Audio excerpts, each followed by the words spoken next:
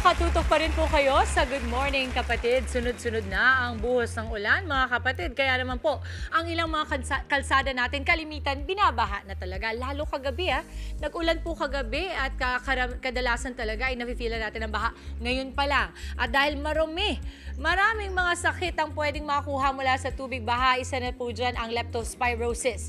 Yan po ang pag-uusapan natin ngayon kasama ang ating paboritong resident morning doctor na si Dr. Chard. Good morning, Doc! Good morning, Good Mami Dames. Happy Monday. And good morning, mga kapatid. Naku, tama ka dun sa sinabi mo, Mami Dames. Isa talaga yung paglusong sa baha. Sa mga paraan kung paano natin makuha ang leptospirosis. Kaya naman, mga kapatid, kung meron po kayong daraan ng baha, dapat lagi po tayong handa. Oo, kasi ito yung mga talagang sakit na kailangan iwasan natin because ito yung isa sa mga sakit, di ba, Doc, na parang akala mo pag nagkaroon ka, maliit na bagay lang, but could be fatal as well, no? Yes, very Pag-usapan deadly. natin, Doc, ano nga ba ang leptospirosis? Ayan, Mommy Dames, ang leptospirosis, ito ay isang malubhang bacterial infection na posibleng makuha sa paglusong sa baha. Ito, Mommy Dames, ay isang zoonotic disease. So, ibig sabihin na ipapasa ito mula sa hayop patungo sa tao. Kumbaga, ang transmission niya, hindi tao sa Hindi tao. sa tao, yes. Hayop sa tao. Hayop sa tao. Okay. Ano ba yung mga usual na sanhi ng leptospirosis? Ayan, so ang sanhi ng leptospirosis, Mommy Dames, unang-una na dyan, ito yung bacteria na tinatawag nating Leptospira.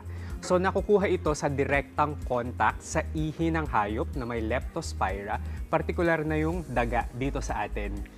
Sa mga baha. Tapos nakukuha ito kapag ikaw ay lumusong sa baha, pero hindi lang dyan, Mommy Dims, kapag nainom mo yung tubig baha, pwede din siya.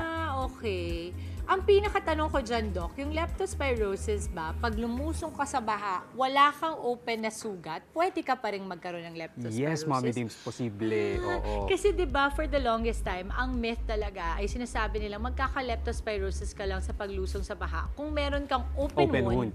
Pero kahit wala pala. Kahit wala, Mommy Dims, kasi pwede rin yung pumasok sa mata, pwede rin sa bibig, pwede kang pag magkaroon. natalsikan ka. Oo. Alam mo naman dito sa atin, may parang pa-swimming pool ang Yes, mga baha. ginagawang a swimming lot pool of talaga. kids on the streets and even adults make fun of baha. And paano nga ba pag nagkaroon sila ng leptospirosis? Ito, Doc, ano yung mga sintomas na ikaw pala ay merong leptospirosis? Ayan. So after mo lumusong sa baha, Mommy Dims, makakaramdam ka dyan ng lagnat. Okay. Tapos pwede ka rin magkaroon ng mapulang mata, masakit na tiyan, masakit na kalamnan o kaya muscles. Tapos minsan sumasakit din ang iyong ulo. Tapos sa mga malalang kaso, pwede kang magkaroon ng jaundice. Yung jaundice, Mommy Dims, ito yung paninilaw ng iyong Yung sa katawan. bata yan usually, di ba? Kaya pinapaarawan kasi madilaw yung bata. Yes, Mommy Dims. Tapos pwede din ang hirap sa pag-ihi. So, ibig sabihin kasi nito, naapektuhan na yung kidney, yung liver mo. Ibig sabihin, malala na talaga siya. So isipin mo, para sa simpleng no, pagkahawa mula sa tubig baha, pwede ka nang magkaroon ng complications pagdating sa sa kidney mo. liver mo. Okay, ano naman yung mga komplikasyong maaaring maranasan ng hindi maaagapan na leptospirosis? Kasi, Doc, di ba, i-point out ko lang na kadalasan yung mga symptoms sa sinabi mo could also be symptoms of flu. Di ba, yung parang masakit ulo. At kung umuulan, isipin mo, naulanan ka lang. Yes, parang diba? flu lang siya, no? So, pwede siyang hindi maagapan yung leptospirosis if you don't think of it that way. Paano nga ba yan? Anong mga Ayan. complications? So, ang mga complications yan, Mommy Dims, unang-una, yung pagpalya ng kidney. Wow. Kasi matatamaan talaga yung kidney mo dyan. Pwede din yung pagdurugo ng iyong baga.